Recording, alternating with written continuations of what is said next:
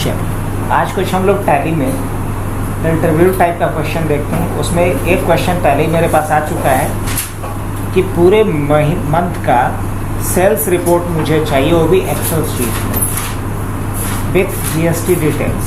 अब ये काम कैसे करेंगे हम? तो इसके लिए हम लोग सबसे पहले एक कोई कंपनी ओपन कर लेते हैं जिसमें पूरे महीने की एंट्री होनी चाहिए। अब पूरे मंथ के नाम पे अभी 3 डेट में एंट्री कर सकते हैं हम, बिकॉज एजुकेशनल मोड में 3 ही डेट में एंट्री पॉसिबल है।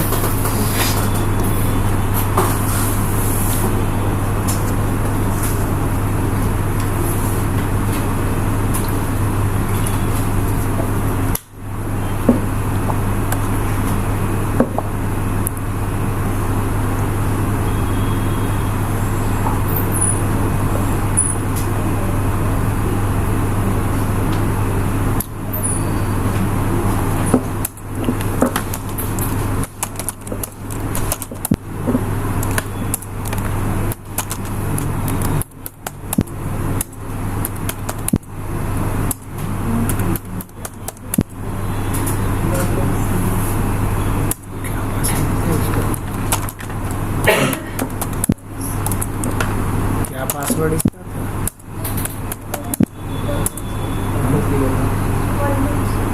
1 2 3 तो ट्राई कर चुका हूँ। 4 5 @1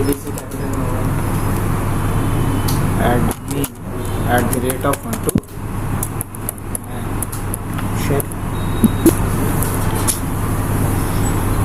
कल ऐसा नहीं है कि बार बार वहाँ पासवर्ड डालेंगे तो लॉक हो जाएगा? नहीं। कल किस कंपनी में बताया था? कोई कंपनी कल यूज़ की?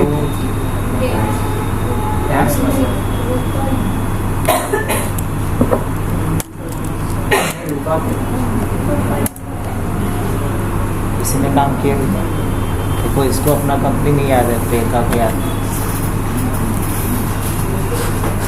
अब इसमें हमें अभी देखना है कि क्या हमने ट्रांजेक्शन किया है। तो इसे चेक करने के लिए डे बुक पे चलते हैं और डे बुक में आकर के यहाँ से अगर हम देखें तो 1 अप्रैल को ये सारा ट्रांजेक्शन हुआ है। अब 2 अप्रैल को भी कुछ ट्रांजेक्शन कर लेते हैं। तो चलो कुछ ट्रांजेक्शन कर लेते हैं। तो इसके लिए हम वाउचर पे चलेंगे। F2 प्रेस किया हमने, 2 अप्रैल का डेट ले लिया। और क्या करता हूँ मैं, किसी को पेमेंट दे रहा हूँ या किसी से पेमेंट ले रहा हूँ या कुछ परचेज कर रहा हूँ। चलो कुछ परचेज कर लेते पहले।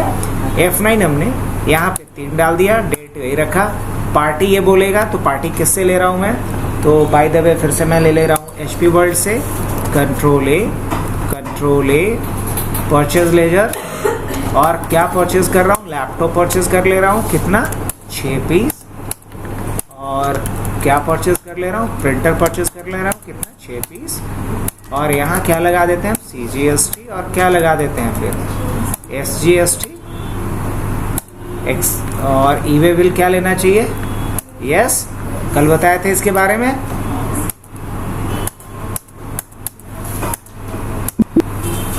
एक्सेप्ट कर लें इसको। तो 2 तारीख की डेट में हमने एक परचेज की एंट्री किया, एक सेल्स की एंट्री भी 2 तारीख की डेट में कर लेते हैं। तो पार्टी किसको भेज देता हूँ मैं? सिन्हा को। कंट्रोल ए सेल्स क्या भेज देता हूँ? तो 5। और प्रिंटर भी कितना? 5। GST लगेगा? हाँ लगेगा। SGST लगेगा? हाँ लगेगा। ई-वे बिल चाहिए? यस। Control a accept. तो यस। अब हम पहले पेमेंट ले लेते हैं, फिर पेमेंट कर देंगे। तो हम पेमेंट ले लेते हैं। पेमेंट लेने के लिए F6 किया। किससे पेमेंट लेंगे हम? सिन्हा से। कितना पेमेंट बनता है मेरा उसके यहाँ? अच्छा खासा पेमेंट बनता है इसके यहाँ। 708 ट्रिपल 0 यही था ना अगेंस्ट रेफरेंस। कौन सा? ये वाला। और एक और पेमेंट है ना, ये वाला। और डेबिट क्या कर लेते हैं? कैश। डायरेक्शन लिखना है? नहीं लिखना है। अब सिन्हा से तो पेमेंट ले लिया आपने, अब आपको क्या करना है? पेमेंट देना भी तो है। तो एक एंट्री कर लेते हैं 2 तारीख के डेट में ही पेमेंट देने वाला। किसको पेमेंट देना है इस बार? किसको देना है? HP वर्ल्ड को। कितना पेमेंट देना है? 454 है ना, 454 3000 अगेंस्ट रेफरेंस ये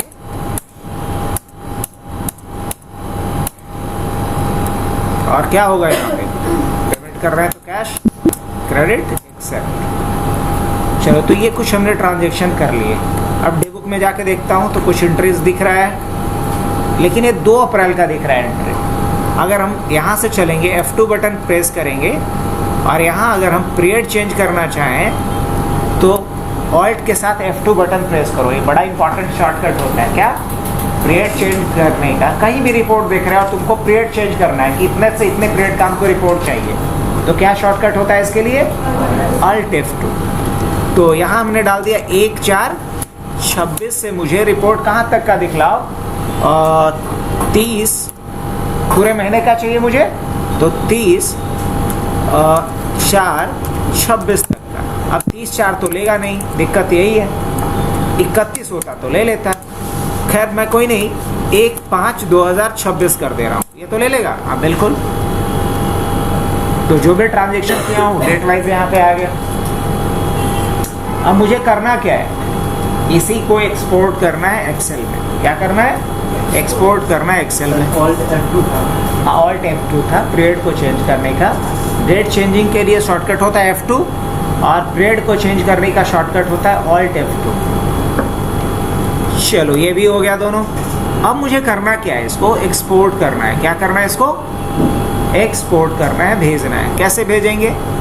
बड़ा आसान। इसको अगर एक्सपोर्ट करना है तो हम एक्सपोर्ट पे चलेंगे।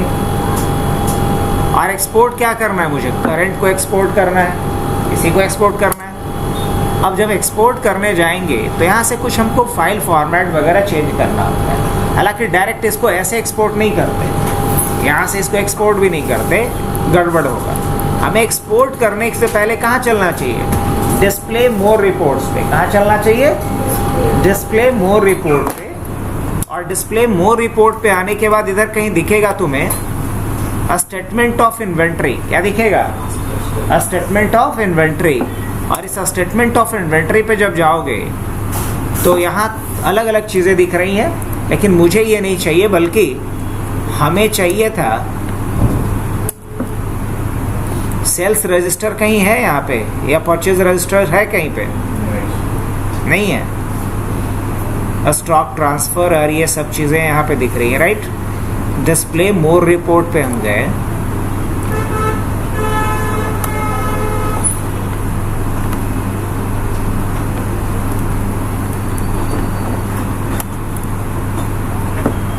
स्टेटमेंट ऑफ इन्वेंट्री पे गए हम। एजिंग पे मुझे नहीं जाना है, इन्वेंट्री बुक में जा रहा हूँ मैं। Physical stock register, stock category, stock group summary.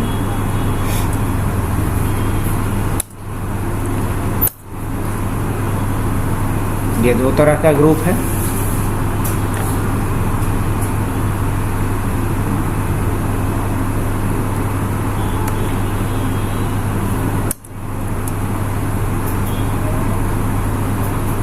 यहाँ हमें दिखाई दे रहा है कि क्या क्या सामान हमने क्या लिया था, सारा डिटेल है यहाँ पे, है ना?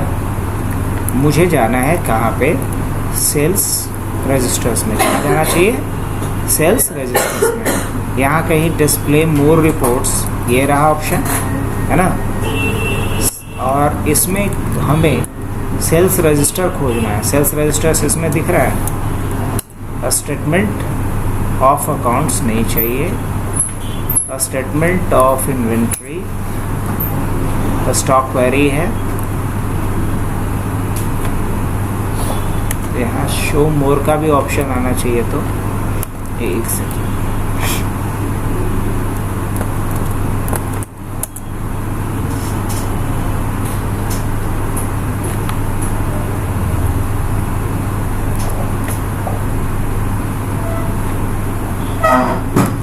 गो पे आ जाते हैं हम लोग और क्या लिखते हैं? Sales register. कहीं दिखाई दिया?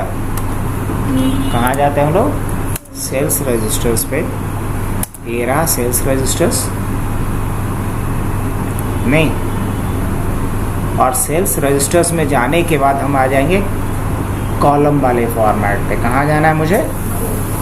अभी अगर ऑप्शन हमको नहीं मिल रहा था तो डायरेक्ट हम क्या कर लिए? सर्च कर लिए। इस पे जब जाएंगे तो इसमें आकर के कुछ चीज़ों को हम अपने हिसाब से क्या करते हैं? कॉन्फ़िगर कर लेंगे। तो शो बायर नेम, बायर का नाम दिखलाना है, बायर्स का एड्रेस भी दिखलाना है, कंसाइनी नेम भी दिखलाना है, जो दिखलाना है आपको। शो वाउचर टाइप दिखलाना है, हाँ दिखाना है। उसका एड्रेस भी दिखलाना है, अगर है तो दिखला दो। शो वाउचर रेफरेंस नंबर्स भी दिखलाना है, हाँ दिखला दो। जीएसटी नंबर है पार्टी का तो दिखला दो। पैन डिटेल है तो दिखला दो। वाउचर नरेशन दिखलाना नहीं दिखलाना है। ऑर्डर डिटेल्स दिखाना है, हाँ है तो दिखला दो। डिस्पैच डिटेल्स हो तो दिखला दो। शिपिंग डिटेल्स हो तो एक्सपोर्ट करो, और क्वांटिटी डिटेल्स हो तो करो। ये सारा कुछ यहाँ पे करने के बाद आइटम वैल्यू दिखलाओ, एंड ऑफ लिस्ट, एक्सेप्ट। तो अब देखो यहाँ सारा डिटेल आ गया होगा। जो पहले लिमिटेड कॉलम्स आ रहा था, अब सारे कॉलम्स का डेटा आ गया। ठीक है, इतना करने के बाद अब हम कहाँ चलेंगे? एक्सपोर्ट पे। अब कहाँ चलेंगे? एक्सपोर्ट पे। और एक्सपोर्ट पे जाके क्या करेंगे? और इवन कि तुम चाहो कि इसका पीरियड बदलना, तो देखो ये कब से कब का है? 1 अप्रैल 2026 से। अगर तुमको बदलना है पीरियड तो ऑल्ट के साथ F2 कहीं भी रह के कर सकते हो। अब मान लो ये नहीं एक्सेप्ट कर रहा है तो जस्ट डू वन थिंग, 1/5/26 ये पीरियड हुआ इस तरीके से। अब आपको क्या करना है? इसे एक्सपोर्ट करना है। तो एक्सपोर्ट करने के लिए इस पे चलोगे, और एक्सपोर्ट करना क्या है मुझे? करंट। एक्सपोर्ट किसे करना है? करंट को। ठीक है, अब इसे कॉन्फ़िगर करना है, because by default XML format में होगा, और आपका ओनर का क्या कहना है कि मुझे एक्सेल में चाहिए। तो यहाँ कॉन्फ़िगर पे जाइएगा, और कॉन्फ़िगर में जाने के बाद आप नीचे आते जाओ। यहाँ नीचे आते जाओ, ये कह रहा है प्रॉफिट दिखलाना है तो यस, तो एंटर कर लो। और डिस्प्ले नेम ऑफ लेज़र, तो यस, ये रहने देते हैं। फाइल फॉर्मेट ये चेंज कर लेता हूँ। और क्या फॉर्मेट चाहिए आपको? एक्सेल चाहिए। ठीक है, डिजिटल सिग्नेचर्स वगैरह अगर भी चाहिए तो वो भी। और उसके बाद कहाँ ये फाइल जाएगा? फोल्डर पाथ यहाँ पे दिखला रहा है। अगर आपको लगता है कि नहीं ये पाथ मेरे को बदल देना है तो बदल दो। सी में यूजर्स में शो के ऊपर डेस्कटॉप पे यहाँ चाहिए मेरे को फाइल। हमने पाथ दिया बदल, पाथ दिया चेंज कर। फाइल का नाम क्या होगा? डेबुक। सही है? हाँ बिल्कुल सही है। अब सारा चेंजेस हमने कर लिया। अब इतना करने के बाद क्या करेंगे? कंट्रोल ए। जब भी कोई चेंजेस हो जाए तो उसको अप्लाई करने के लिए शॉर्टकट क्या होता है? कंट्रोल ए। अब बस करना क्या है? एक्सपोर्ट। और आप देखोगे कि एक्सेल में आपका पूरा सेल्स का, पूरे महीने का सेल्स का रिपोर्ट एक्सपोर्ट हो जाएगा। उसी तरीके से आप किसका कर सकते हो एक्सपोर्ट? परचेज का। अब इस चीज़ को चेक करने के लिए ऐसे ऑटोमेटिक एक्सेल में ओपन हो रहा है, देख लेना। सर ये एक्सेल में ओपन भी होगा और डेटा वो पार्ट पे चला भी जाएगा जब सेलेक्ट किए थे। हाँ हाँ, एक्सपोर्ट का मतलब यही होता है कि एक एप्लीकेशन का डेटा दूसरे एप्लीकेशन में भेज दो, है ना। अब देखो हमारे पास रूपा इन्फोटेक सेल्स रजिस्टर यहाँ पे आ गया। कब से कब डेट का है? कौन सा डेट है? पर्टिकुलर में पार्टी का नाम आता है। बायर्स कौन है? सिन्हा कंप्यूटर। उसका एड्रेस क्या है? देखो यहाँ पे दिख रहा होगा, SP वर्मा रोड। कंसाइनी का नाम, मतलब किसके नाम पे बिल फटेगा। अब यहाँ उसका एड्रेस क्या है, और ये वाउचर टाइप क्या है, सेल्स। वाउचर नंबर क्या है, ये सारा डिटेल आप यहाँ से राइट एरो की करते जाओ। बाकी जो उसका डिटेल रहता है तो यहाँ पे दिखाएगा, जैसे कितना क्वांटिटी बेचे हैं वो सब कुछ है, टोटल कितना पीस है, क्या वैल्यू था, ग्रॉस टोटल कितना है, सेल्स कितना है, GST कितना लगा है, CGST कितना लगा, SGST कितना लगा, कॉस्ट ऑफ सेल्स कितना है, ग्रॉस प्रॉफिट कितना उस पे मिला आपको, परसेंटेज में प्रॉफिट क्या है, ये सारा डिटेल आपके पास आ चुका है। यही चाहिए था ना। अब मान लो उसी तरीके का मुझे परचेज का चाहिए, क्या चाहिए, परचेज का चाहिए। हाँ, तो आइटम नहीं शो कर रहा है, ये क्या है, ये है क्या, ये बताओ तो। देखो यहाँ पे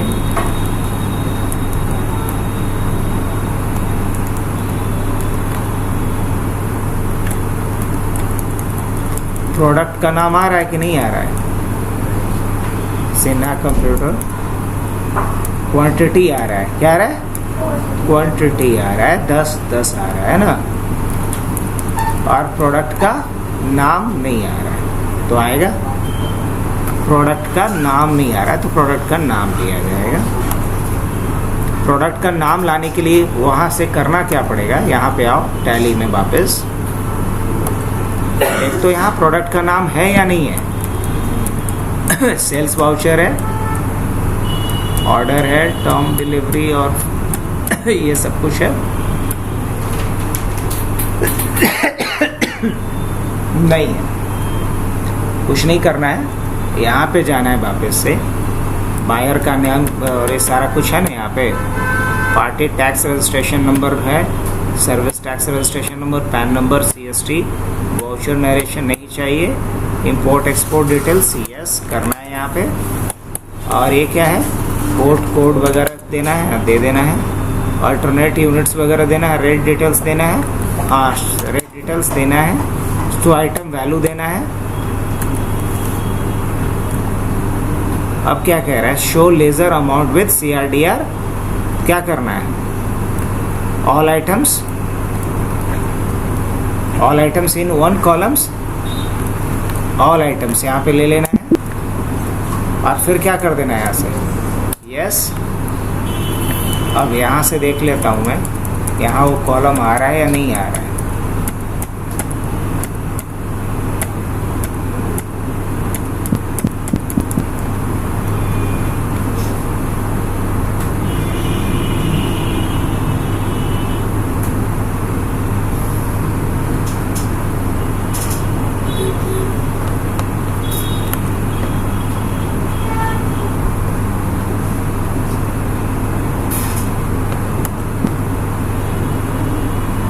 ये तो हमने चेंज करके देख लिया पूरा।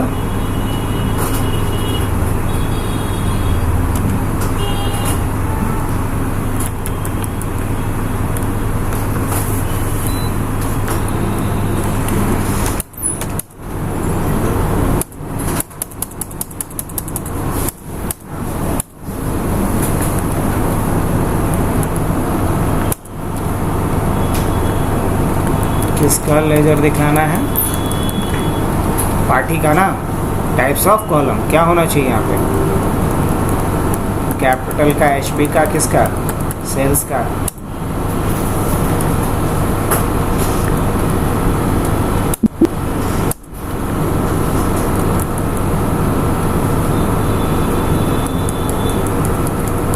सब कुछ आ रहा है।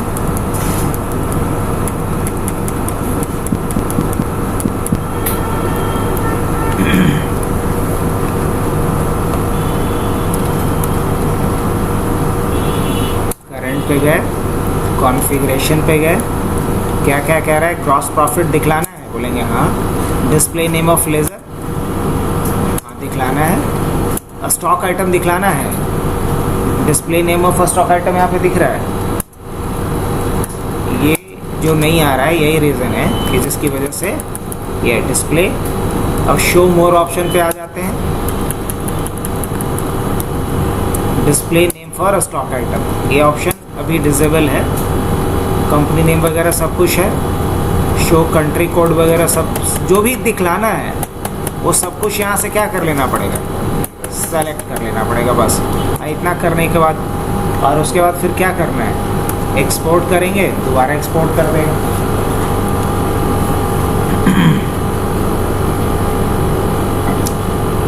सर इधर को चेंज करेंगे, इधर चेंज होगा। हाँ बिल्कुल,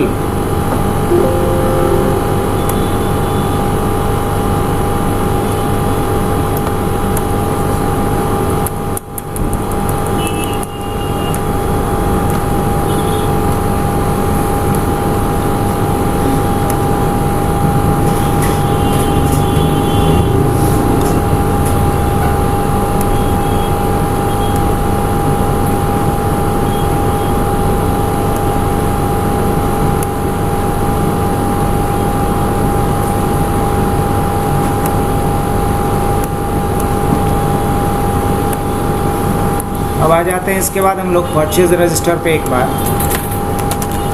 परचेज रजिस्टर है, परचेज रजिस्टर में भी दो तरह का दिख रहा है, एक और 2 अप्रैल का। यहाँ भी क्या कर लेंगे हम लोग, कॉलम क्या ले लिया जाए, ये तो बाय डिफ़ॉल्ट क्या है सबका सब यस है ही। टाइप ऑफ कॉलम में क्या लेना है, all items in one column, automatic columns, या फिर क्या लेना है लेजर्स। अब लेजर्स में कौन कौन सा लेज़र लेना है, यहाँ पे सारा लेना है तो वो चूज़ कर सकते हैं। ऑटोमेटिक ले लेते हैं कॉलम। अब देखो HP वर्ड से ख़रीदा था उसका ये पूरा डिटेल। और अगर इसे भी एक्सपोर्ट करना है तो क्या करेंगे, सेम चीज़ क्या लेंगे यहाँ पे, करेंट कॉन्फ़िगरेशन, और कॉन्फ़िगरेशन में शो मोर पे जाएंगे।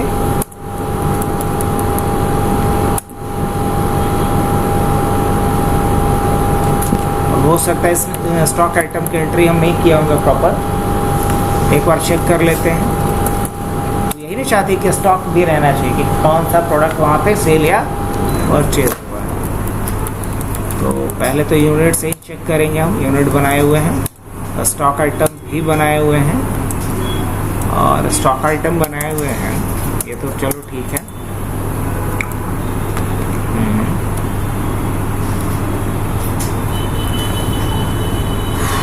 more details,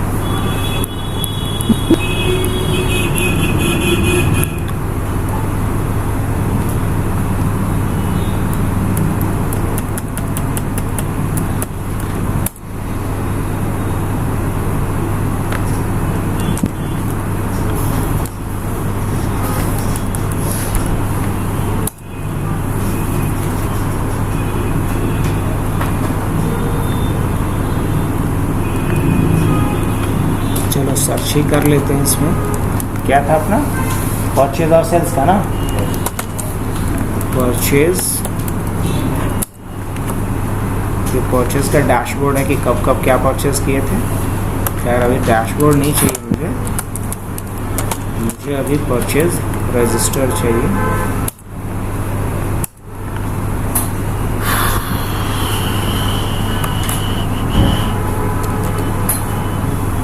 क्या लेंगे, यहाँ से कॉलम ले लिया जाए, कंट्रोल A कर लेते हैं। चाहो तो यहाँ डिटेल चाहिए मुझे, show description of a stock item, क्या देना चाहिए, यस, नेम ओनली रहेगा। Display name for a stock item, yes रहना चाहिए, नेम ओनली रहना चाहिए। सॉर्टिंग मेथड डिफ़ॉल्ट होना चाहिए। इनेबल स्ट्राइप व्यू, यस होना चाहिए। अब यहाँ पे दिखाई दे रहा है लैपटॉप और प्रिंटर आने लगा कि ये क्या, इसके बाद जाकर के हमने यहाँ से क्या ले लिया, डिटेल व्यू ले लिया।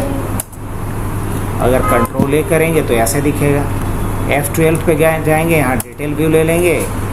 क्या करना है, यस करना है, नेम ओनली, स्टॉक आइटम दिखलाना है, हाँ दिखलाना है, डिफ़ॉल्ट सॉर्टिंग करना है, यस करना है। इस तरीके से इस पर हम क्या किए, कॉन्फ़िगरेशन कर लिए।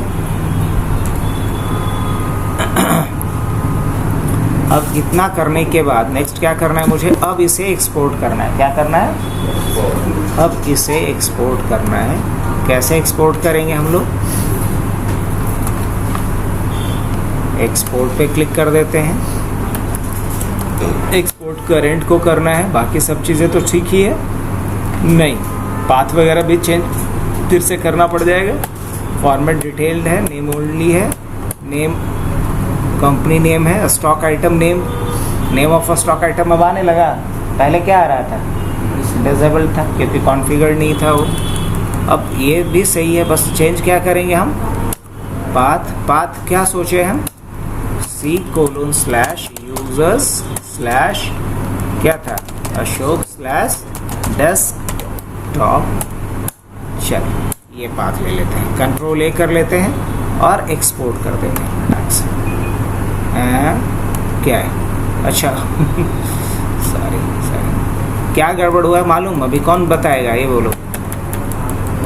ये जो फाइल का नाम है ना बच्चा, वो नहीं चलेगा। डे बुक के जगह पे डे बुक 2 कर देंगे तब चल जाएगा।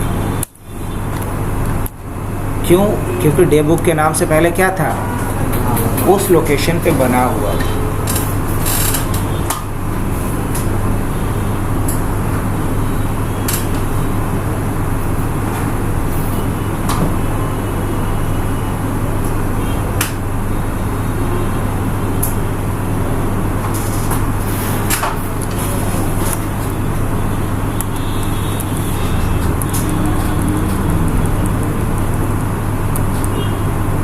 ठीक है, हैप्पी?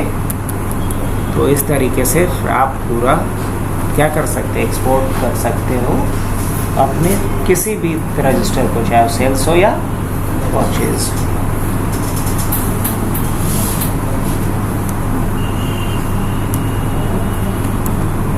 आगे बढ़े। और कोई क्वेश्चन है कि हम अपने तरफ से कुछ और क्वेश्चन करवा दें?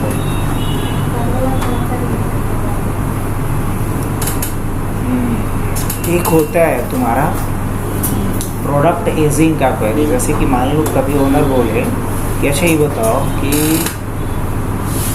हमारे पास स्टॉक में कितने ऐसे प्रोडक्ट हैं जो 30 दिन से कम पुराना है, ऐसे कितने प्रोडक्ट हैं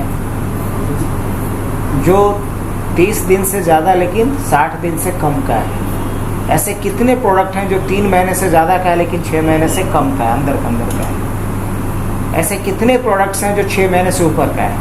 ख़ास तौर से वैसे प्रोडक्ट्स जो एक्सपायर हो सकते हैं, तो उसको हमें क्या करना होता है? रेगुलर मॉनिटर करना होगा, उस पर रिपोर्ट्स बना के देने होंगे कि हमारे पास स्टॉक में कितने ऐसे प्रोडक्ट हैं जो 3 महीने से ज़्यादा के हैं या 6 महीने से ज़्यादा के हैं। तो क्या इसके लिए हमने कुछ पढ़ा है? नहीं। इसको बोला जाता है प्रोडक्ट एजिंग। क्या बोला जाता है? Product ageing. और प्रोडक्ट का अगर हम एज, मैन्युफैक्चरिंग डेट वगैरह अगर ट्रैक करना चाहें तो इसके लिए हमारे पास ऑप्शन होता है क्या? नहीं, इसके लिए हमारे पास ऑप्शन क्या होता है? Batch wise details. क्या होता है इसके लिए एक फीचर? Batch wise details. और बैच वाइज डिटेल्स के लिए कैसे इनेबल करते हैं सीख लिया जाए। आ जाओ। कोई भी प्रोडक्ट का अगर हम बैच मेंटेन करना चाहते हैं तो बैच वाइज डिटेल कैसे मेंटेन किया जाए, ज़रा इसकी बात करें। तो इसके लिए F11 प्रेस करो और यहाँ कहीं अगर बैच वाइज डिटेल दिखाई देगा तो हमको ही बताना। दिखाई दिया है क्या? ये रहा। क्या करेंगे यहाँ? यस। और क्या करेंगे यहाँ? Maintain expiry date for batches. क्या कर दिया जाए? यस। करना क्या पड़ा? कंपनी के अंदर आकर के मुझे F11 प्रेस करना पड़ा और F11 प्रेस करके हम क्या करेंगे? बैच वाइज डिटेल्स को यस कर लेंगे, इनेबल कर लेंगे।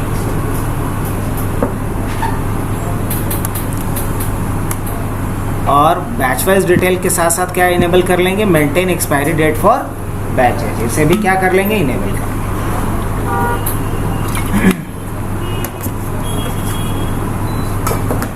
अब कंट्रोल ऐसे इसको सेव कर लो। अब जब आप ऑल्टर या क्रिएट में जाओगे, यहाँ जब स्टॉक आइटम पे जाओगे, आप कहाँ जाओगे? स्टॉक आइटम पे आ जाओ। यहाँ से एक स्टॉक क्रिएट करता हूँ। क्या करता हूँ? स्टॉक क्रिएट करता हूँ। अब मान लो एक प्रोडक्ट हम ले रहे हैं मिल्क, क्या ले रहे हैं मिल्क, अब प्राइमरी होगा। अब मिल्क को पीसेस में नहीं, क्या बात कर रहे हैं,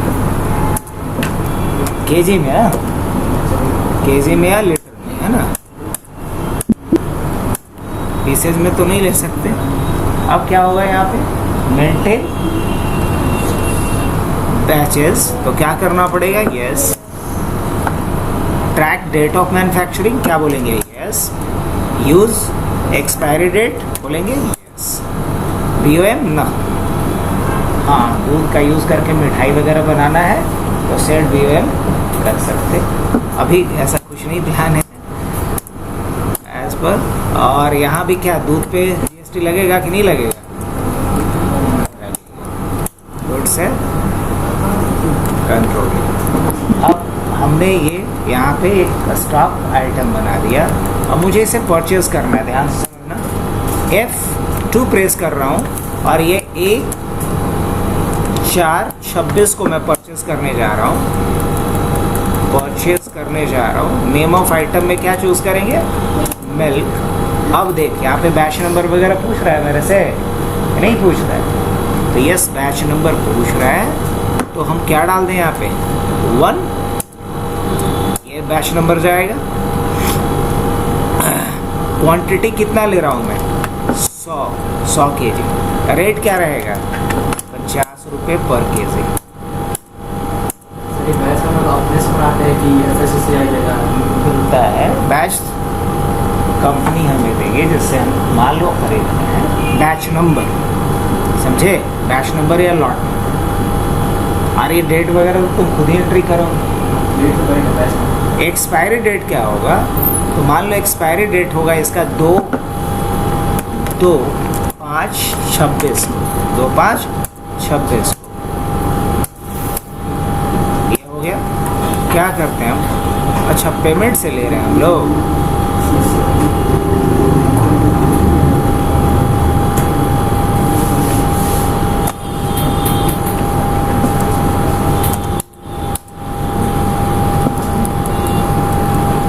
अब HP वर्ड से दूध लेंगे नहीं ना,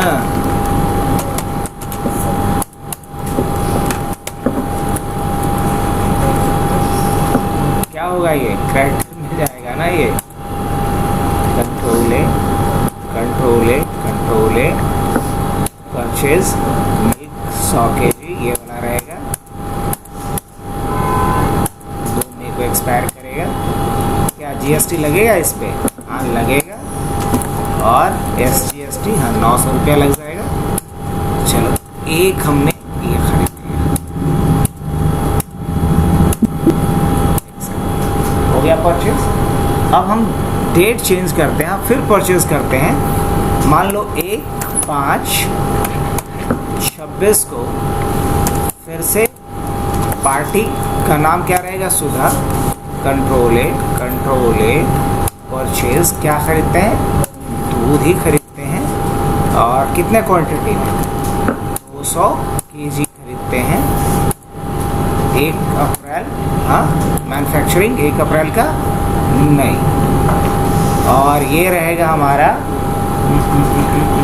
1/5/26, 1/5/26। और ये जाएगा कब तक, 2 या 1/6/26 तक, एक्सपायरी एंड ऑफ। और क्या जाएगा यहाँ, CGST, और क्या जाएगा फिर SGST, और क्या कर लेंगे इसका, एक्सेप्ट न्यू, एक्सेप्ट हो गया। अब देखो हमारे पास 2 लॉट में हमने सामान खरीदा है, 2 लॉट में हमने दूध खरीदे हैं। अब मुझे अगर देखना है इसको कि हमारा कब कौन सा प्रोडक्ट एक्सपायर करेगा, कितने दिन पे, ये कैसे देखेंगे हम, सीख लिया जाए। इसके लिए चलेंगे हम लोग डिस्प्ले मोर रिपोर्ट पे, और इसमें कहाँ चलेंगे हम लोग, हाँ स्टेटमेंट ऑफ इन्वेंट्री पे एजिंग एनालिसिस है, यहाँ चले आओगे। प्राइमरी अब यहाँ एजिंग एनालिसिस में दिखला रहा है 45 से 90 दिन में कितना, मतलब 45 दिन से कम में खरीदा हुआ कितना माल है वो दिखाई दे रहा है। 45 से 90 दिन के बीच में कुछ नहीं खरीदे हैं, क्योंकि एक मई तक ही ना खरीदे हैं जाकर के। समझ में आ रही बात? तो जो भी प्रोडक्ट है हमारा 45 दिन के अंदर का ही है, उससे ऊपर का नहीं है।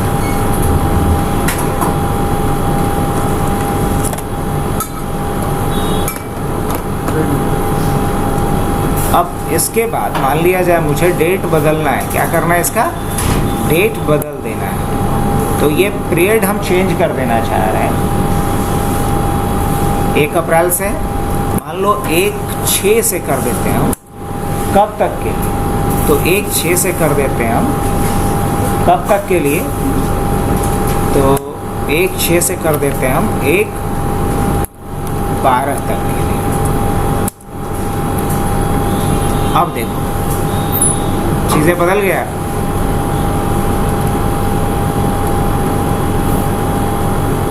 लेकिन एक्चुअल में पीरियड क्या रहेगा?